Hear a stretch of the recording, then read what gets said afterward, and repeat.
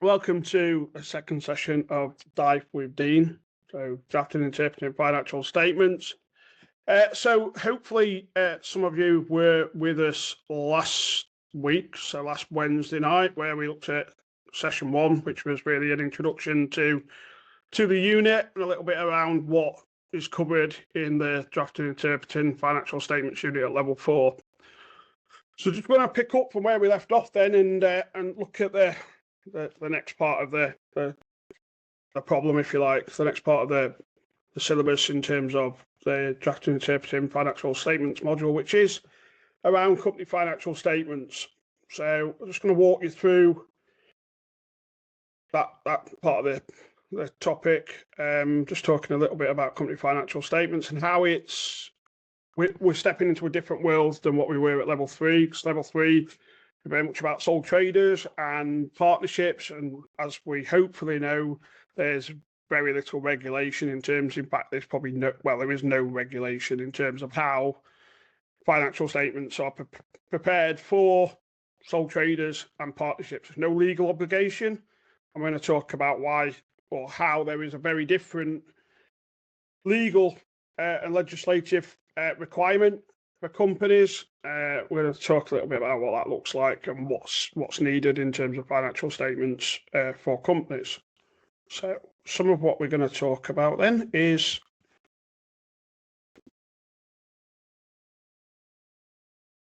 a bit of an overview of what we're going to look at tonight. I've got some words on the left and a little picture on the right. The picture also almost explains the words. I know some people like visual things rather than words.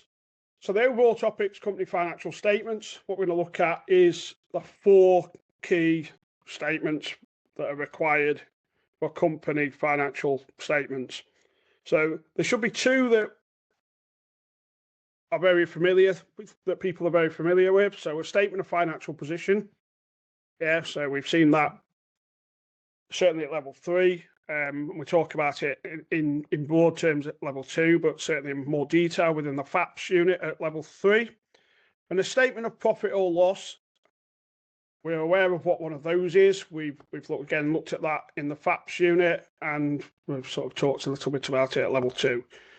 We've added to that statement of profit or loss by adding 4 words, and other comprehensive income. So we're going to talk a little bit around what that other comprehensive income is about. We've introduced 2 other new financial statements: a statement of cash flows and a statement of changes in equity. I'm going to talk about what they're concerned with. I mean, it's fairly self-explanatory from reading it. One's about cash flows, one's about changes in equity, but we'll explain in a bit more detail what they are. So ultimately, what we're hoping to be able to do is understand how to produce financial statements of a single limited company. In fact, that overview looks very much like the overall overview for the entire unit. I think I've just copy and pasted from last week's slides. But ultimately, we're going to look at these 4 individual statements, and we're going to introduce this concept of the notes to the financial statements, and exactly what that contains. So certainly anyone who's looked at published financial statements for PLCs will notice that the actual financial statements are only 3, 4, 5 pages at most, and then there might be 50 pages worth of notes explaining the financial statements in more detail. So it's definitely a skill that we need to understand, and we need to understand what sort of things go in those notes.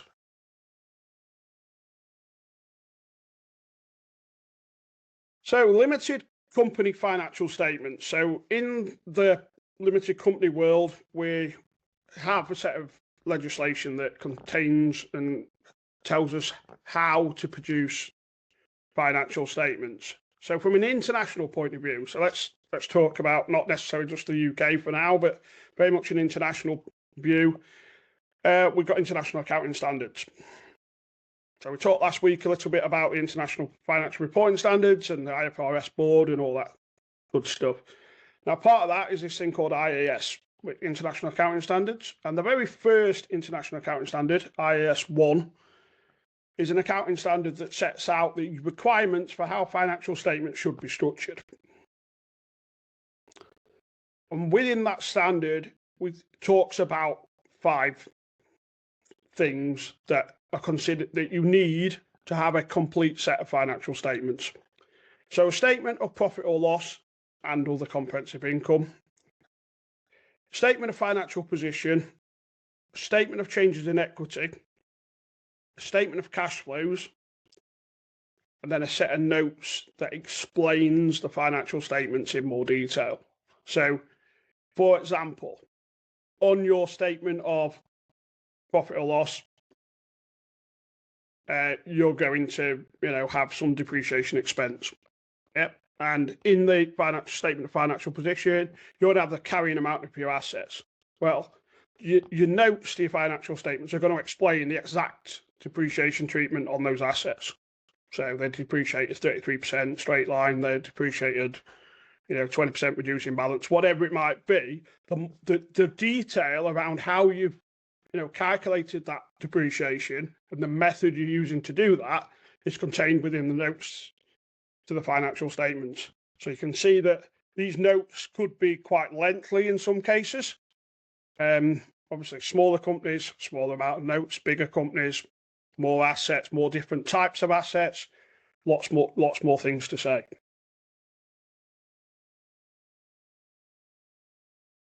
So the financial statements then, if we look at the actual financial statements you need to produce for limited companies, you've got a statement of profit or loss and other comprehensive income, summarises effects of trading, so as we hopefully know. So it's just income and expenses.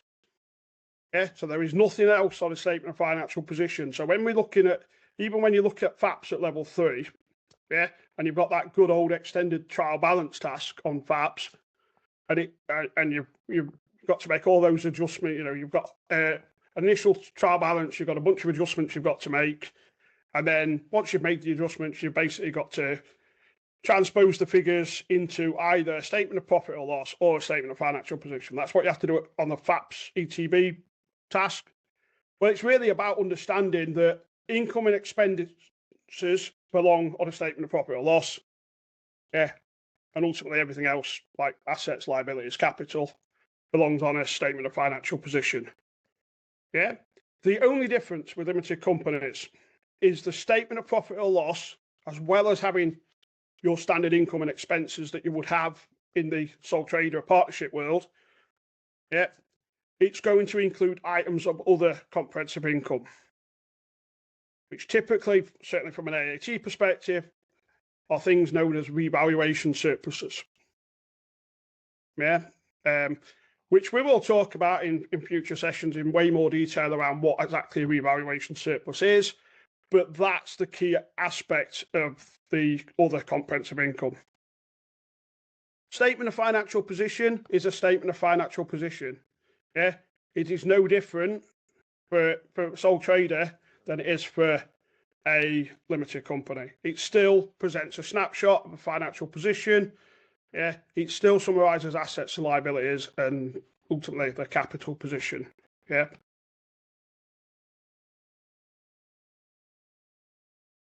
Bit of a, for those that don't know what it looks like, statement of financial position summarises assets, liabilities, capital, which is sometimes known as equity. Yeah. So you've got non-current assets. We usually put non-current assets before current assets if we're doing it the proper way. The non-current stuff comes first. The current stuff comes after. Yeah. When we're looking at current assets and current liabilities, there should be, well, certainly current assets should be in reverse liquidity order, i.e.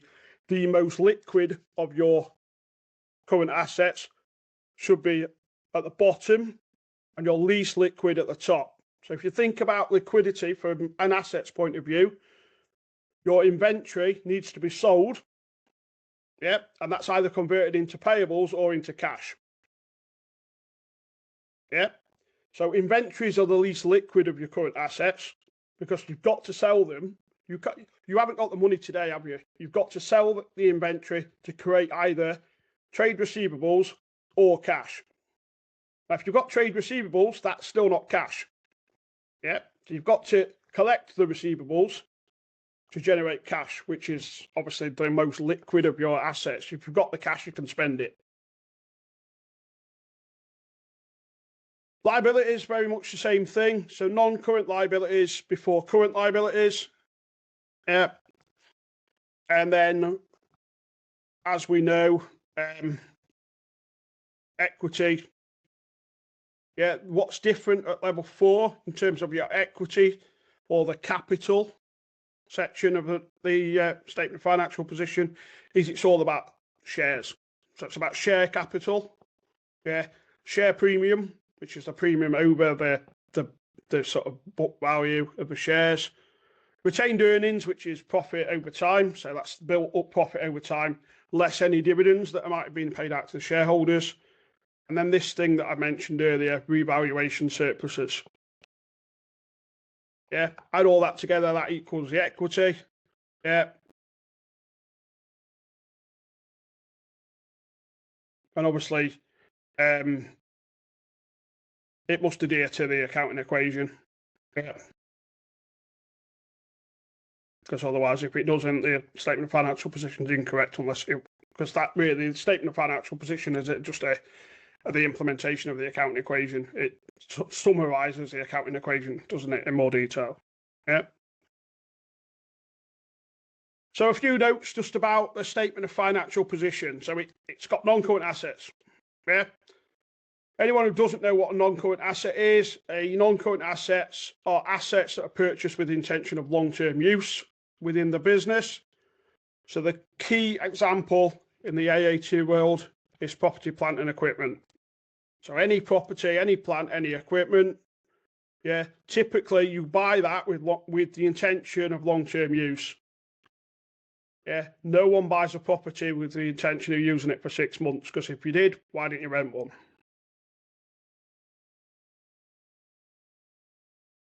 Current assets, well, they're still assets, yeah, but you expect to realise the benefit of the asset within normal course of business in the next 12 months. Yeah, so usually within a period of 1 year. So examples there, things like inventories. Yeah, so the inventory you've got within your business, you're expecting to realise the benefit of that. So you're going to sell it within the next year. Of course, you're going to replace it with some more, hopefully, but you're definitely going to sell it. That's the intention, is that you're going to sell it. Yeah. Other examples of non-current assets, prepayments. So if you prepaid for something, that's an asset to you, isn't it? Because either you're going to get your money back or you're going to receive some goods or service that you paid for in advance. Yeah.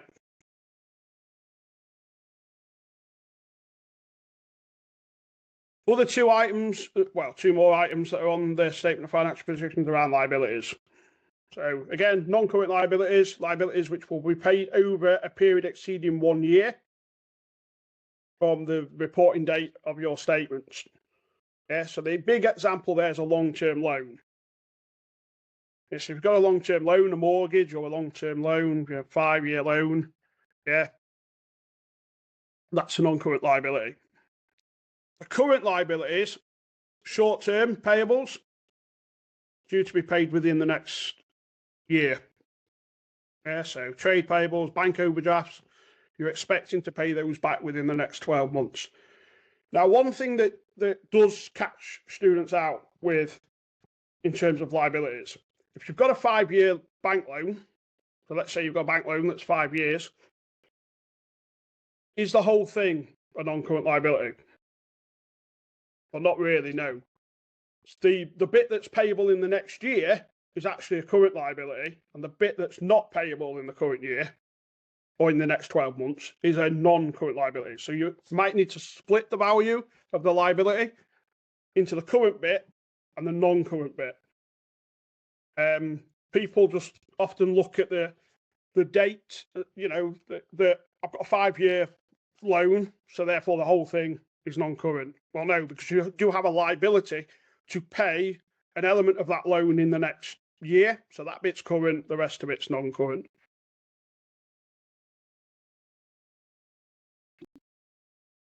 Statement of profit or loss and other comprehensive income then literally just summarises the effects of trading. So again, nothing you should be used to. Yeah, it's just slightly more formalised. So we use some formal terminology for various things. So we have revenue, cost of sales, which delivers gross profit. So revenue minus cost of sales, gross profit. Then we have things that are called distribution costs and administrative expenses. Take them off from gross profit, you get profit from operations. Take off finance cost and you've got profit before tax. Then take off your tax, income tax expense, corporation tax, and you've got profit for the period. And then the picture on the right-hand side here, profit from the period, and then if you add on any other comprehensive income, which will be either gains or losses due to revaluation, so revaluation gains or losses, you're going to get to total comprehensive income for the year. Now, hopefully I'm going to show you in a little while why you need some of these numbers, where these numbers fit into other statements. Yeah, because the whole idea of your financial statements is that they all integrate with each other. Yeah, so none of these, bit like we know the statement of the profit in year, affects capital, on a statement of financial position. Yeah, some of these numbers also affect some of these other statements that we've just talked about. Dean, am I allowed to ask a quick question? Of course you are, yeah. Oh, thank you. On that slide that you've just moved on from, if I was looking for the interest figure to take it away from my profit before tax, where is that on that statement? Is that the finance cost? So the finance cost is yes, your interest on financing. So your interest on bank loans essentially. Okay, cool. Yeah. So if I want profit before tax and interest, I take my profit before tax line and then I take away the finance costs as well. Yeah. Perfect. Thank you very much. Yeah, no worries. So the statement of profit or loss, as I mentioned, it summarises the effects of trading. So it's just a trading account. Calculates gross profit or loss that's been made from trading activities, which is just the buying and selling of goods or the provision of services that your business is involved in. The bottom line, essentially, or well, not necessarily the bottom line, but the net profit arrived at by deducting expenses of the business from gross profit. So again, nothing that we're not used to. It's just we've got slightly different terminology in that we're almost categorising the cost as distribution cost or administrative expenses or finance costs. But ultimately, we're going to end up with a net profit figure, which is that profit before tax. Yeah. Right, the new bits. So the bits we've not seen before. Yeah. So the first statement is this thing called a statement of changes in equity. So what does it show? Well, what it shows is, it's there for shareholders ultimately. And it helps shareholders understand where increases or decreases in their wealth has come from. Yeah. So remember, the primary aim of most companies is to increase shareholder wealth. That's the primary aim. So the statement of changes in equity allows us to demonstrate how we're doing that and where that increase in wealth or decrease, in the worst case, where it's come from. Yep. So if we look at the little picture on the right hand side, we've almost got some on that particular picture. We've got at the 1st of January 20x2. So at the 1st of January 20x2, the start of the year, we had a position of some sort. So some amount of share capital, some amount of share premium, some amount of revaluation surplus, some amount of retained earnings, and therefore some overall total of what our equity position is at the start of the year. We're then going to go away and have a year's worth of trading, and that's going to create this thing known as total comprehensive income. So going back to the statement of profit or loss and other comprehensive income, that very bottom line, total comprehensive income for the year, it's almost two things. So the total comprehensive income is two things. One is the profit for the year, so that's your profit after tax. And then your other comprehensive income, which is all your revaluation surpluses. So gains on revaluation, or potentially even losses on revaluation that are then added or just your revaluation surplus. And then the next line on there, we could have some dividends. We could have paid out some dividends in the year. Now remember where dividends come from. Dividends come from retained profit, or what's known as retained earnings. So you need a level of retained earnings to be able to pay a dividend. You can't pay a dividend that's higher than retained earnings. That's called illegal in this country. You can only pay a dividend if you've got the retained earnings in which to pay that. So retained dividends would reduce retained earnings and therefore reduce the amount of equity available to the shareholders, because you've paid it out, so it's not there anymore. And then a share issue. So if you issued shares in the year, that would affect your share capital and potentially your share premium, depending on what value you issued the shares at. So you've got the starting position at the start of the year. You've got all the events that affect equity in the year, and then you've got the closing position at the end of the year. So as at the 31st of December 20x2. So all the numbers from that you've already got. So all that stuff from the share cap, all the opening position, well, that was last year's closing position in your equity section on your statement of financial position. These bottom lines here, as at the 31st of December, well, that should match whatever the equity section on your statement of financial position as at the 31st of December are. And the bits in the middle are coming out of various statements, aren't they? So total comprehensive income's all coming from your profit and loss, and dividends, well, they're on your statement of financial position, what you've paid out in dividends. So all this information, and the key thing is when you're doing this in the exam, you might be asked to produce a statement of profit or loss, and a statement of change in equity. So you might be asked to do the profit and loss statement first, so you now know what the comprehensive income is. They'll tell you what dividends were paid out in the year. They might tell you what shares you've issued or not issued in that year, and then ask you to go and create a statement of change in equity. So you've got all the information to do that.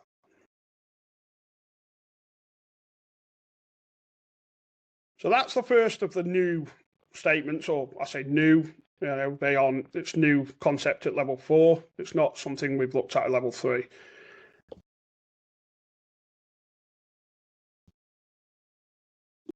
I've missed a slide out, I think, around statement of cash flow. But statement of cash flow shows you how cash is flowing through the business.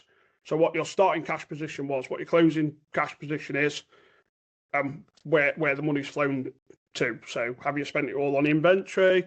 Have you invested in capital assets? What have you done? Where's the cash gone? Now, I wanted to spend a little bit of time just looking at some of the key differences between what we now have to look at in terms of limited company accounts and what we've done previously in terms of sole trader and partnership accounts. Because I think it's important to understand what the differences are. Why is this different? So there are some very key differences between sole trader and limited company account preparation. So the very first thing to be aware of is the legal requirements. So they're currently much to Dean's dismay and, much to my annoyance, there is currently no legal requirement for sole traders or unlimited liability partnerships to prepare any form of financial statements. Now I talked to lots of level 2 students about that very point, and it blows their mind that there is no legal requirement for sole traders or unlimited liability partnerships to prepare sets of accounts. The only requirement is that as a self-employed person, which you would be if you were a sole trader or a member of an unlimited liability partnership, you are required to submit a tax return. Yeah, which in its very simplest form, and I'm simplifying it massively, in its simplest form is what's the level of taxable profit out of your self-employed business or out of your partnership. And as long as you can support that when a tax inspector knocks on your door and asks you to do so, you can produce the financial statements however you want. You don't necessarily even need to produce them as long as you can back up the figures on your tax return. As it says on the slide, many sole traders and many unlimited liability partnerships would prepare financial statements because, well, it's a good thing to do, right? Because we can now assess what our financial performance is, and we can assess what the financial position of the business is, which there's lots of reasons why you might want to do that. You might be looking to, for example, you might be a sole trader looking to get a mortgage. Well, you're probably going to need some financial statements that say, well, this is the amount that we're currently making through this business, the current financial health of the business, therefore that'll help support a bank's decision to lend you some money on a mortgage, for example. Limited companies, there's very much a legal requirement. Yeah, so the legal requirements covered by the Companies Act. Yeah, so the Companies Act 2006. Yeah, within that legal piece of legislative law, that's an act of parliament, you are required, or directors of limited companies are required to produce financial statements annually in line with the relevant accounting standards. So as we said last week, we've almost got two choices in the UK. If you're a non-listed business, so you're not a PLC, you've got two choices. You can either use what's known as UK GAAP, generally accepted accounting principles, or you can use what's known as IFRS standards. If you're a listed business, so you're a PLC listed on a UK stock exchange, you must use IFRS standards.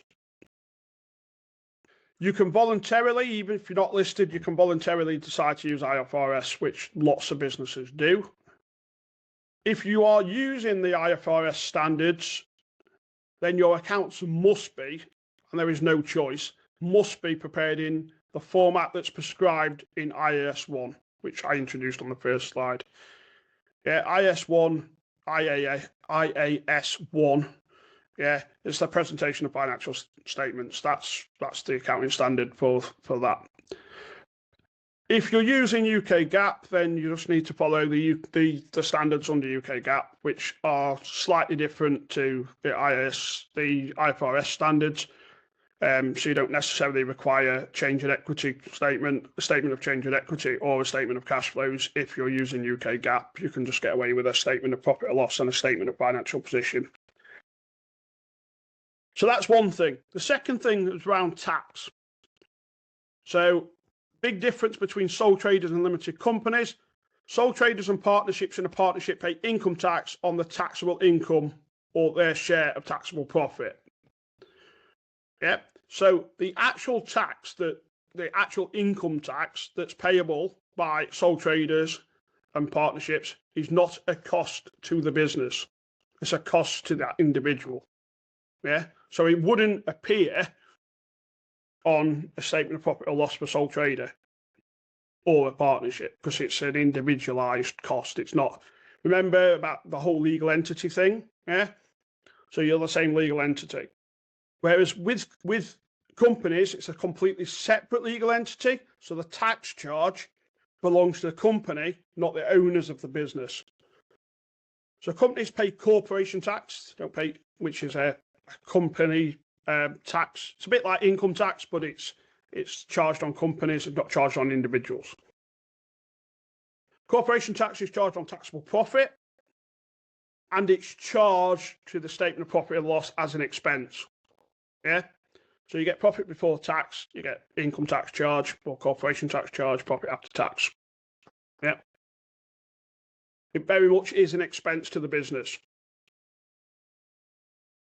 And then the third point is around dividends or the distribution of profit. So in a sole trader or partnership world, yeah, whatever the bottom line profit is at the end of the year, yeah, in a sole trader world, that's all your money. You can do what you like with it. Yeah, in a partnership world, you're splitting that in line with whatever the partnership agreement says. Yeah. In a company world, the owners of the business are given a share of the company's profit in the form of dividends. And the key thing is, that's not an automatic. You don't automatically receive dividends every year. Yes, very much a company decision on whether or not to offer dividends, and that's directors' decisions on whether to award dividends or not. So dividends are given voluntarily, really, by businesses. So businesses can decide whether or not to give dividends. Obviously, there's the concept of preferential shares and preference shareholders who are entitled to dividends, assuming there's retained earnings to do so. But most ordinary shareholders, so ordinary shares, you're not entitled to dividends automatically. It's a decision of the directors. And what the awarding of dividends does is sees a reduction in retained earnings. So all that built up profit you've distributed some of that to your shareholders.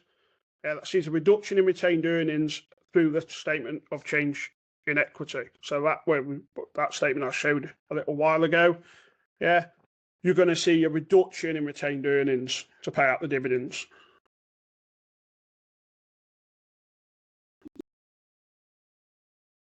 Some more differences then around cost of sales and other expenses. So within the limited company world, typically you report cost of sales and other expenses by function.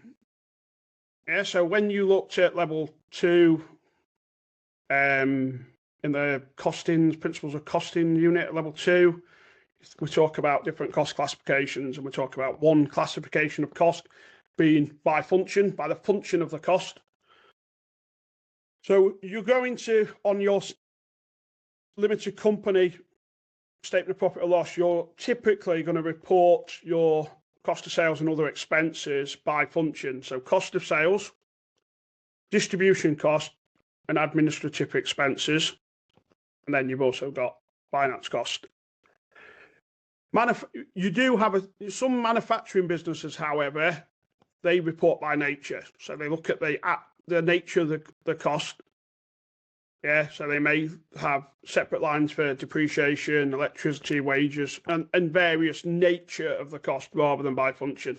It is very typical, however, in limited company statements to report other expenses. So the stuff that comes after gross profit, essentially, all those other expenses, to categorise them by function. Non-current assets. So non-current assets in the limited company world. 3 categories for non-current assets. Intangible assets. So intangible, can't see it, touch it. Yeah, got no physical substance. So things like goodwill, trademarks, patents. Yeah. So anything that covers that intellectual property world. Yeah. Goodwill, very much intangible. And then you've got your tangible assets, which typically are covered by property, plant and equipment. So property, plant and equipment's an umbrella term for 98% of tangible assets. And then the third non-current asset you've got is investments. So do you have any investments, and what's the value of those investments? So that could be investments in typically other businesses. Yeah, so you might hold a equity share in another business, yeah, what's the value of that investment? Now, as we hopefully know, only carrying amounts at the end of the year are shown in the statement of financial position. So the statement of financial position in terms of the asset values, yeah, non-current assets, it's just the carrying amount of the assets. And as I mentioned earlier, we've got these notes, the financial statements, all the detail around these non-current assets. So what they are, you know, what we're holding. You know, we might hold a massive piece of property and, you know, we're almost saying property, aren't we, in the financial statements? We're saying the value of PPE, property, plant and equipment is X. But we're not really providing too much detail around what exactly all those assets are. That detail, yeah, and it can be line by line. It doesn't necessarily need to be, but it can be line by line. You know, the detail is in the notes to the financial statements. So certainly in the PLC, you know, private limited company world, published financial statements for listed businesses, if you've made massive acquisitions, you're going to see in your statement of financial position, you're going to see that your non-current asset values have increased massively. The notes are there to explain it. The notes are there to say, well, yeah, that increased by 20 million because we, you know, acquired a massive piece of property in London that's going to be our new head office, for example.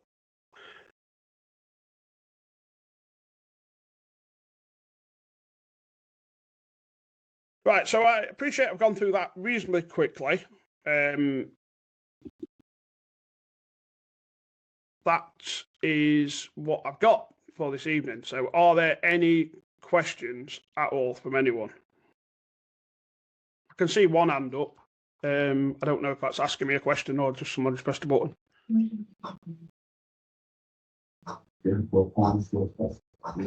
Got their hand up. Michaela. Yeah, I don't know if they're asking me a question or just press the wrong button.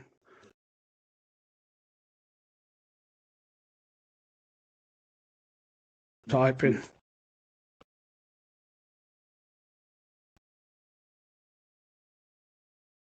Anyone else got any questions? Well, I'll just wait for. If you've got any questions, you can come off mute and just. Yeah, I've got another one. Go for it. Just generally, obviously IFRS and GAAP. Yep. Created by different countries. Yeah. So international financial.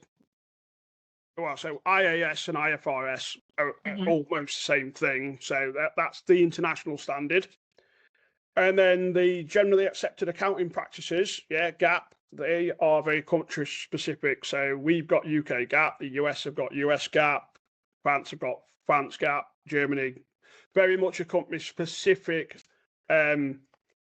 generally accepted accounting practice. Now, what we're trying to do with IFRS is almost move away or migrate away from these country specific accounting standards into an international standard. So certainly in the UK, what we've done is we've said listed businesses, so PLCs, big organisations must use IFRS, which is the same as most major established stock markets. So also, you know, so the Frankfurt Exchange, you know, the Nasdaq index in America, Singapore Stock Exchange, the Tokyo Stock Exchange, all the big stock exchanges in the UK, across the world, they're requiring the businesses listed on those stock exchanges to follow IFRS. We're going to get to a point where all businesses will have to use IFRS. That's where we'll end up. It's going to take some time to get there, but that's where we're going to end up. So UK GAAP's really, the implementation of UK GAAP's in what's known as FRS 102. So Financial Reporting Standard 102, which is set by the Financial Reporting Council. So that's the UK implementation in UK. Yeah, okay. Thank you. No worries. Any more questions at all?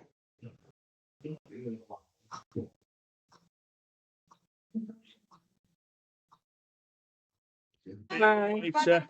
Bye. Bye. Bye.